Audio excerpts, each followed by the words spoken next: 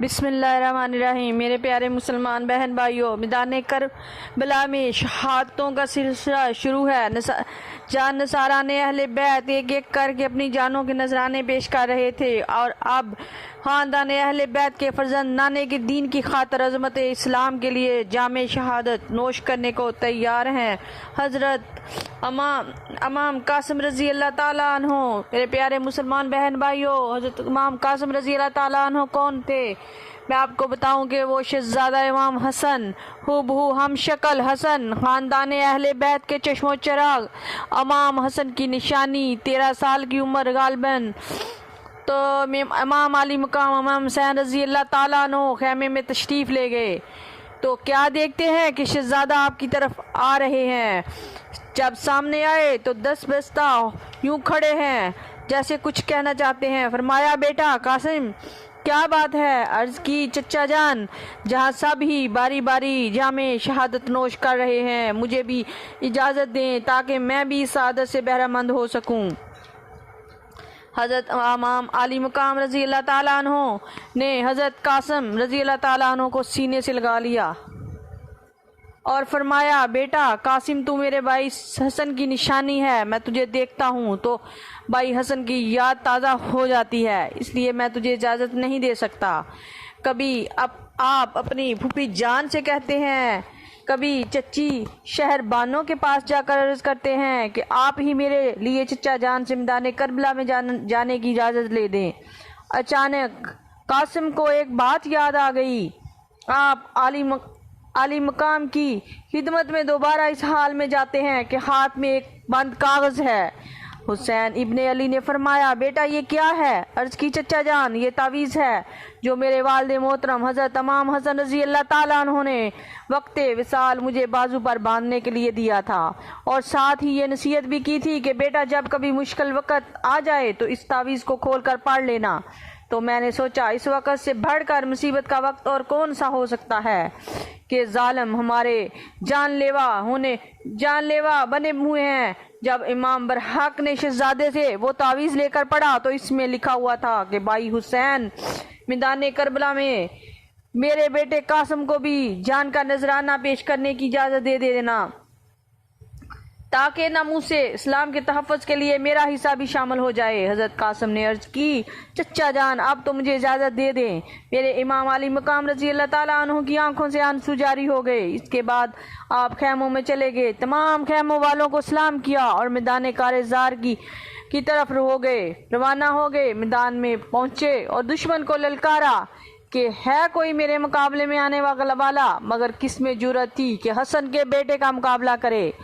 تو میرے پیارے مسلمان بہن بھائیوں، عمرو سعد بولا، اسے بچہ نہ سمجھنا، اس کے بازوؤں میں بھی علی کی طاقت ہے اور یہ حسن ابن علی کا بیٹا ہے، خبردار اس کے مقابلے میں اکیلے نہیں بلکہ مل کر جاؤ۔ آپ نے بار بار پکارا مگر کوئی بھی آپ کے سامنے نہ آیا۔ آخر آپ خود ہی دشمن کے نرغے میں جا گھسے، کبھی دائیں اور کبھی بائیں حملے کیے اور یزیدیوں کا شرازہ بکھیر کر رکھ دیا۔ جب عمرو سعد نے شہزادہ قاسم کا انداز جنگ دیکھا تو چلا اٹھا اور یزید کے تنہا دارو، تمہاری شجاعت و بہادری کہاں گئی کہ تم 3 دن کے پیاسے ایک ننھی عمر کے بچے پر قابو نہیں پا سکتے؟ اور پھر عمرو سعد نے ارزق سے کہا کہ شام و عراق میں تیری بہادری کے چرچے ہیں، لہذا اس بچے کے مقابلے میں تم جاؤ۔ ارزق نے جواب دیا کہ ایک بچے سے لڑنا میری شہ سواری کی توہین ہے۔ عمرو سعد کہنے لگا، اسے بچہ نہ سمجھ، یہ دیکھ کہ یہ لخت جگر کس کا ہے، یہ کس کا نور نظر اور کس کا پوتا ہے۔ اس کا باپ حسن ہے، اس کا دادا شیر خدا علی ہے، اور اس کی رگوں میں بھی محمد مصطفیٰ صلی اللہ علیہ وسلم کا خون ہے۔ ارزق کہنے لگا، پہلے میں اپنے لڑکے کو بھیجتا ہوں، پھر دیکھا جائے گا۔ تو میرے پیارے مسلمان بہن بھائیوں، چنانچہ ارزق کا وہ لڑکا جس کی شہ سواری پر اسے ناز تھا حضرت قاسم کے مقابلے میں آیا۔ آتے ہی آپ نے اس زور سے اسے نیزہ مارا جو اس کے جسم سے پار ہو گیا، اور وہ حضرت قاسم کے ایک وار کو بھی برداشت نہ کر سکا، تڑپتا ہوا زمین پر آ گرا اور گر کر ختم ہو گیا۔ پھر تیسرا اور چوتھا آیا، وہ تمام ہی آپ کے سامنے پھٹکنے نہ پائے تھے کہ چند منٹوں میں ہی جو اپنوں سے ہاتھ دھو بیٹھے اور چاروں کے چاروں جہنم رسید ہو گئے۔ جب ارزق نے اپنے بیٹوں کا یہ حال دیکھا تو غصے سے بھڑک اٹھا اور بڑے ہی جوش و جذبے سے حضرت قاسم علیہ السلام کی طرف میدان میں آیا۔ آتے ہی وار کیا۔ آپ نے اس سے بڑی ہی ہنرمندی سے روک لیا۔ اس کے بعد بڑی چالاکی سے اپنے فن کا مظاہرہ کرنے لگا۔ حضرت قاسم رضی اللہ تعالیٰ عنہ نے فرمایا، اپنے آپ میں تو بڑا شہسوار بنا پھرتے ہو، ذرا اپنی سواری تو دیکھ۔ کہنے لگا، کیا بات ہے؟ فرمایا، تجھے یہ گھوڑے کا ٹانگ بھی کسنا یاد نہیں؟ ارزق نے نیچے دیکھا اور بےخلا گیا۔ ارزق کے ہوش اڑ گئے اور سمجھ گیا کہ واقعی یہ بچہ ہی نہیں ہے بلکہ یہ تو بڑا دانا معلوم ہوتا ہے۔ چنانچہ ارزق اس پریشانی کے عالم میں حضرت قاسم سے برسرے پیکار تھا۔ آپ نے اس کے ایسے ٹھکانے پر وار کیا کہ اس کا سر بھی تن سے جدا کر دیا۔ وہ بھی ہلاک ریت پر تڑپنے لگا اور یزیدیوں کو بتا دیا کہ اگر اہل بیت پر پانی بند نہ کیا جاتا تو کوئی مشکل نہیں تھی کہ تمام کوفیوں کا نشان مٹا دیتے۔ ادھر خیموں میں حضرت امام علی مقام رضی اللہ تعالیٰ عنہ قاسم شہزادے کا انداز جنگ دیکھ کر خوش ہو رہے تھے اور دل ہی دل میں قاسم کو شاباش دے رہے تھے۔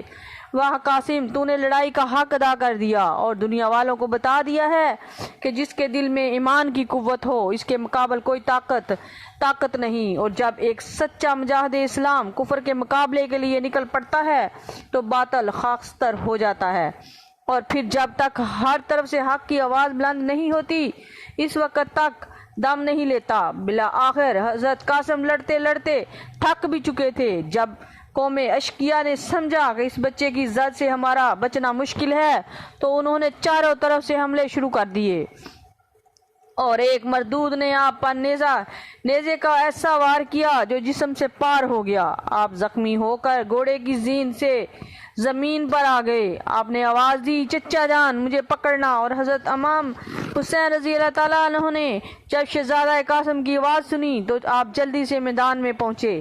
کیا دیکھتے ہیں کہ شہزادہ قاسم تڑپ رہا ہے۔ آپ نے حضرت قاسم کو ہاتھوں میں لیا، اٹھا کر خیموں کی طرف آ رہے تھے کہ روح قفز انصری سے پرواز کر گئی۔ انا للہ و انا الیہ راجعون۔ حضرت قاسم رضی اللہ تعالیٰ عنہ کی شہادت کے بعد فرزندان آل رسول میں سے حضرت شہزادہ علی اکبر رضی اللہ تعالیٰ عنہ میدان کربلا میں جانے کے لیے تیار کھڑے ہیں۔